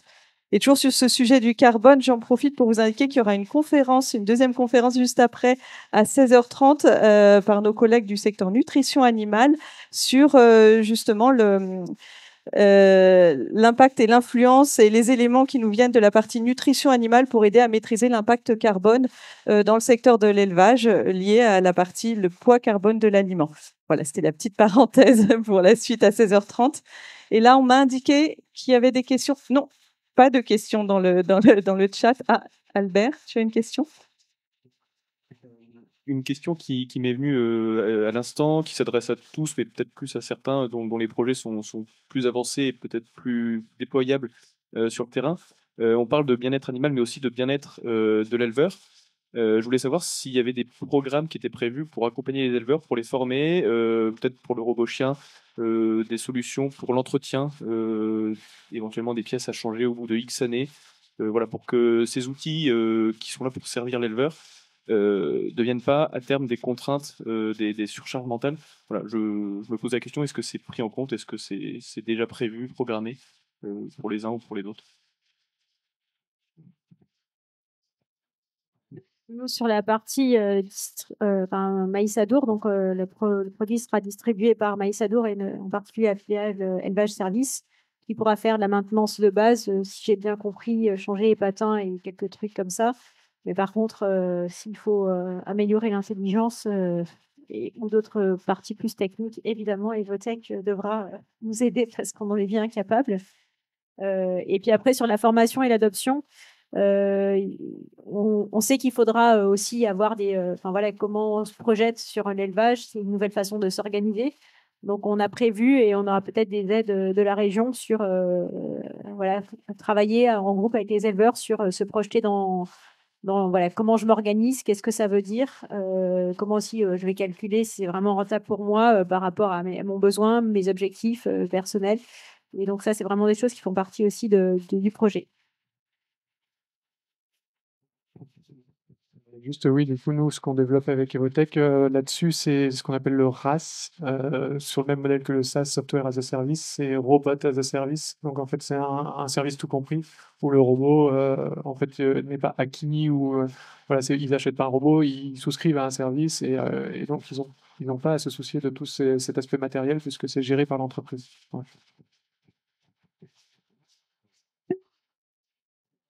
Et donc, concernant Neo, en fait, ça fait complètement partie de l'offre d'accompagner les éleveurs utilisateurs tout au long de la chaîne, hein, de l'installation jusqu'à en passant par la prise en main et jusqu'au conseil derrière qui peut être apporté et à l'appui des utilisateurs, également sur le SAV avec une hotline disponible et dédiée du coup pour les utilisateurs. Donc ça, c'est pour la partie opérationnelle.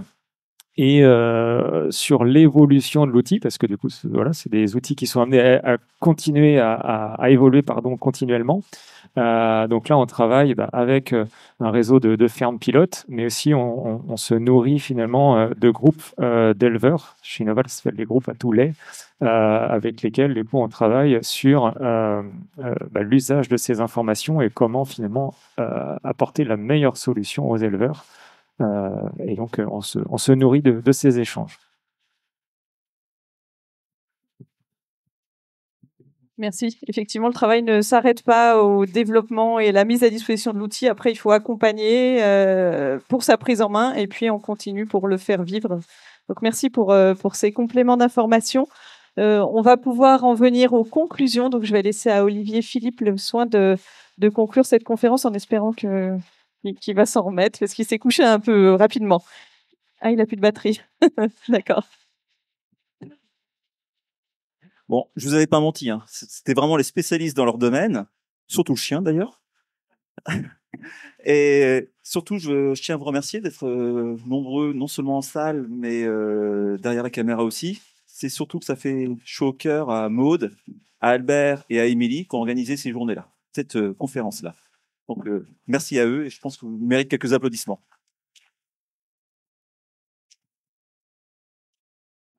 Bon, Florent, tu as voulu faire le malin tout à l'heure en parlant du 30 novembre 2022. Moi, je vais juste poser une question. Qu'est-ce qui va se passer en 2029 ? 2029. Je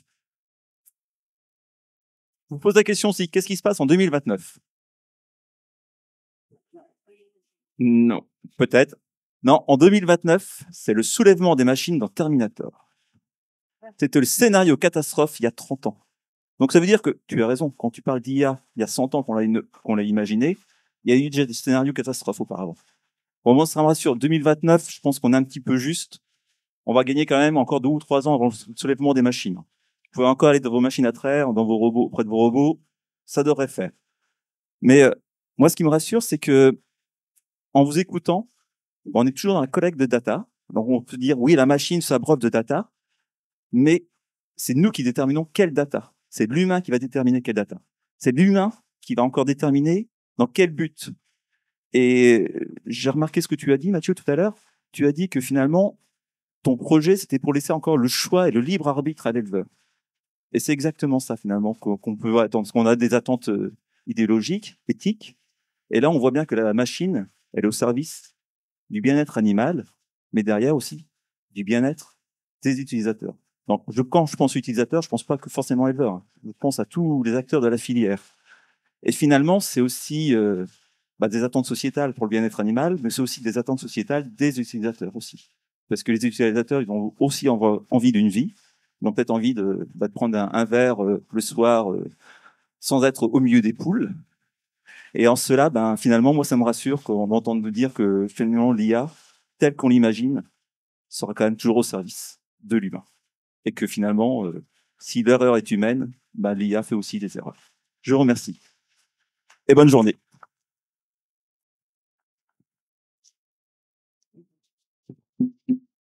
Ouais.